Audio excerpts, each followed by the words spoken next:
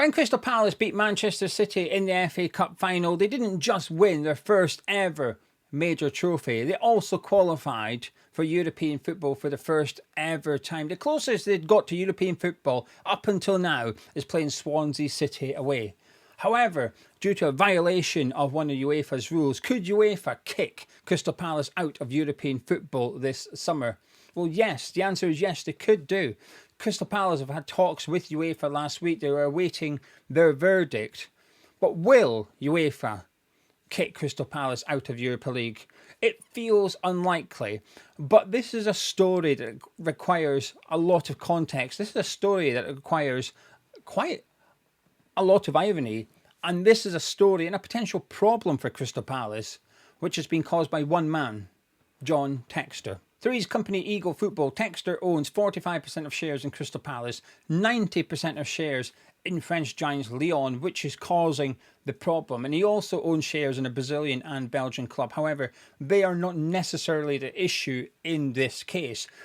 UEFA's rules prohibit anyone to simultaneously be involved in any capacity whatsoever in the management, administration and/or sporting performance of more than one club participating in a UEFA club competition. Now, obviously, Crystal Palace have qualified for Europa League and Lyon have also qualified for Europa League. And this is what's causing the problem, hence why Parish and Textor had to go and meet up with UEFA officials last week. But there's a lot of context required here. We must go back to the 1st of March because that's the deadline for owners to put anything in place to prevent this from happening. But the context is around John Textor, but there's also context needed here around Crystal Palace themselves. But let's start with John Textor first of all, because when he bought his shares in Crystal Palace, he did not own any shares in Lyon. He got his shares in Crystal Palace, and his ambition for the South London club was to make them part of a multi-club ownership. However, the other shareholders did not want that. So Textor's been stuck at 45%. He's not been able to get to the 51% majority vote required, so he would yield the power at Selhurst Park. This has been prevented by Steve Parish plus the other two shareholders at Crystal Palace. So as a result of that, he has been looking to sell his shares in Crystal Palace because he's not ultimately able to do what he wants to do, ironically, which is make Crystal Palace part of a multi-club ownership, which is what UEFA have rules in place to try and, I say prevent. There are multi-club ownerships there that UEFA work with, and we'll get on to that. But he wanted to make Crystal Palace part of that. The other owners of Crystal Palace said no. So as a result, John Textor has been trying to sell his shares in Palace. And then we get to the 1st of March, and this is the magic date. Because if John Textor had put his Crystal Palace shares into a blind trust, therefore in the power of a trustee, so Textor wouldn't be able to do anything with his Palace shares. He wouldn't be able to buy more shares. He wouldn't be able to sell his shares. He'd have no voting rights at Crystal Palace. He would have no control whatsoever of the shares he owned at Palace. They'd be in a blind trust. So why didn't he do it? Well, because he's trying to sell his shares already. As soon as he puts in a blind trust, he cannot actively try and sell those shares. But we go back to the 1st of March, and this is where we bring in Crystal Palace. Literally on the 1st of March, Crystal Palace played Millwall in the 5th round of the FA Cup. They were obviously won. They were going to beat Fulham in the quarterfinals at the end of March on the 29th of March. But then going to beat Aston Villa in the semi-finals and then beating Manchester City in the FA Cup final. How was John Textor at any point meant to know Crystal Palace would qualify for European football next season? He wasn't. The chances of Crystal Palace going on to win the FA Cup were incredibly slim. They were favourites to beat Millwall, but they were not favourites to beat Fulham, they were not favourites to beat Aston Villa, and they were not favourites to beat Manchester City. They've done something that they've done once and only once in their lifetime as a football club. So Textor didn't put his shares in Crystal Palace into a blind trust because they weren't expected to be in European football next season. But not only were Crystal Palace perhaps not meant to be there, more context is required, which is in the case of Lyon. On the last game of the season, in the last minute, in a different game not involving Lyon, there was a last-minute goal scored against Strasbourg, which meant Lyon finished 6th. So the last minute of the French season, Lyon finished 6th, which meant they were in the Conference League competition for next season. They weren't even in the Europa League at this point. But because PSG went on to win the French Cup, it meant Lyon went into Europa League, the same competition of Crystal Palace, thus creating this issue that they now have. And it must be said, even more context is required for John Textor at Crystal Palace, because not only is he trying to sell his share, while he owns 45% of the football club, he only has voting power worth 25%. He has 25%. Steve Parish has 25%. Harris and Blitzer also have 25% each. However, this is important here. Steve Parish has the golden vote. So if two people vote for one thing, so if Harris as well as Textor vote for one thing, but Parish and Blitzer vote for the other, they go with what Parish and Blitzer have voted for, because he has ultimately the control. Blitzer and Harris are firmly behind Steve Parish as a chairman of Crystal Palace Football Club. They back him up on pretty much anything. So ultimately, the power that John Textor has at Crystal Palace doesn't exist. For him to see anything through, he would need Harris and Blitzer to vote for the same outcome as he at Selhurst Park, which doesn't happen. He doesn't have any, while he has a 25% voting power, he has a 45% ownership.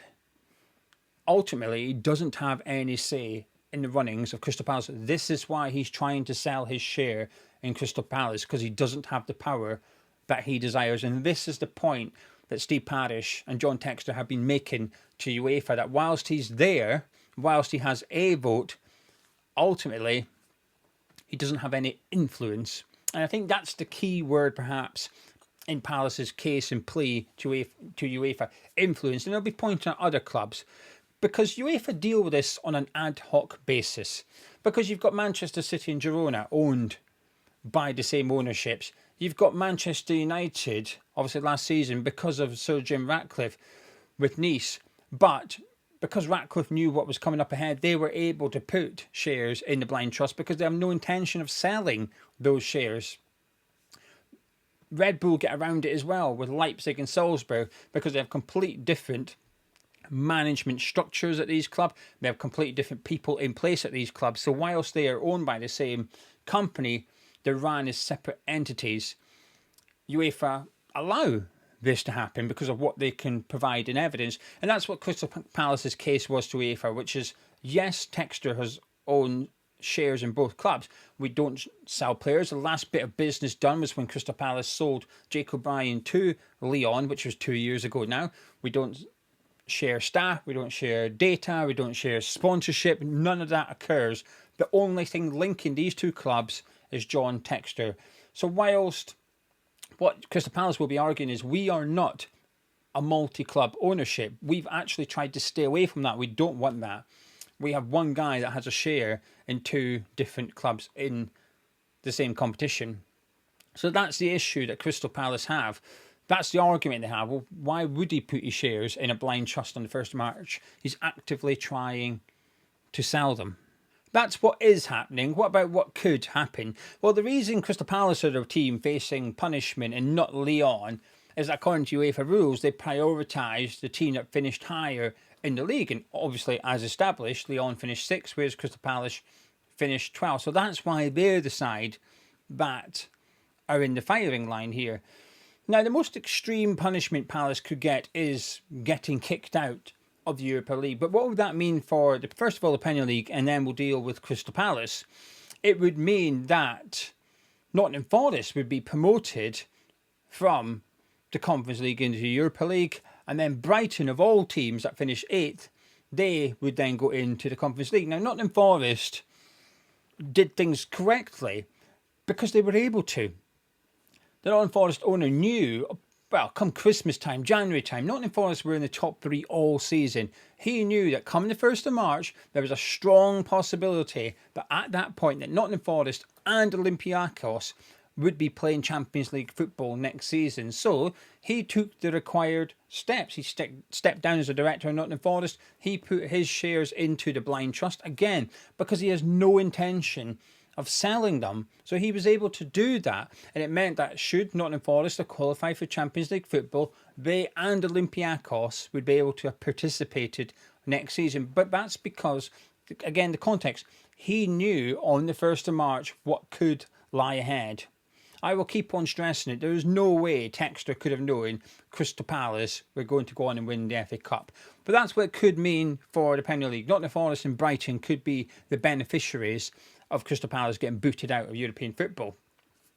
But there is also a UEFA ruling. There is a possibility that the solution would be to demote Crystal Palace, take them out of the Europa League and put them into the Conference League. This would mean Lyon plays in Europa League, so we don't have that conflict of interest. John Textor's two clubs are now playing different competitions. Everyone's happy, right? Not the case. And this is what makes the Crystal Palace case even more unique, because within the Conference League is Brøndby. And Blitzer, a different shareholder of Crystal Palace, has shares in Brøndby, so they'd be facing the exact same situation again. Now, John Textor and Blitzer have both offered to UEFA to put their shares in the blind trust. Textor with Crystal Palace and then Blitzer with Brøndby. That's been rejected by UEFA. They've said, no, you've missed the deadline of the 1st of March. You can't do that now.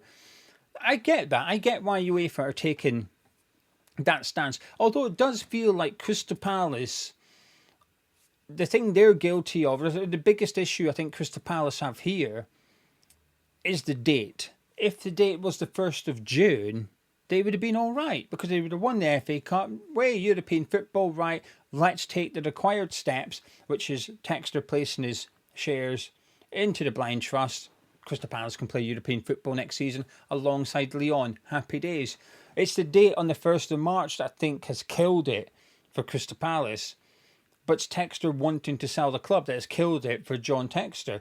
Arguably, the club's even more appealing now to other people to buy into Crystal Palace. They've got European football. They're a better club today than they were 12 months ago.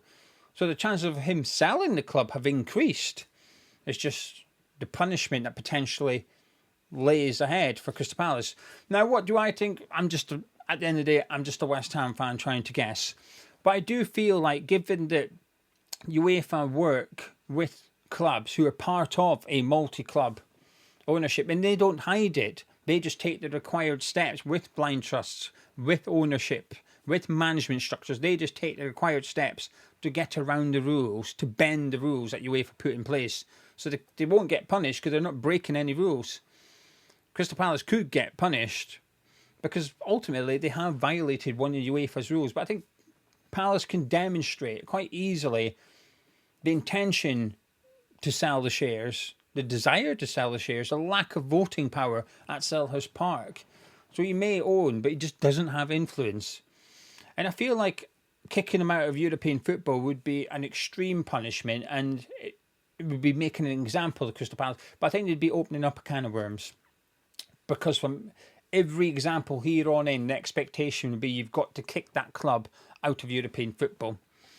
I think there's plenty other punishments, and I expect the punishment will be a fine of some sort, and it will be put down to a paperwork error, administration error, rather than cheating. There was no cheating on the pitch. Crystal Palace have not benefited from this John Textor ownership in any way. They haven't won the FA Cup because of John Textor. What Crystal Palace have achieved on the pitch is because of the players involved, because of Oliver Glasner, because of Steve Parish, not because of John Textor. I think that's easy to prove as well. At this point, I don't feel like there has been a conflict of interest or anything like that. I think that will come when the Europa League gets underway. But between now and then, there's an opportunity to put things right, whether it is allowing him to put his shares in a blind trust, because ultimately those shares would be in a blind trust during the European campaign. If he can sell his shares before a certain deadline. Now, Harris and I think Blitzer, but definitely Harris, is willing to buy Textor's shares, just that not the price he paid due to his what he believes Crystal Palace is worth. There feels like there's a lot of ways out of this for UEFA and for Crystal Palace, more importantly for Crystal Palace, that doesn't involve being kicked out of European competition. I hope they don't get kicked out of it. I hope they stay in it because they deserve to be there.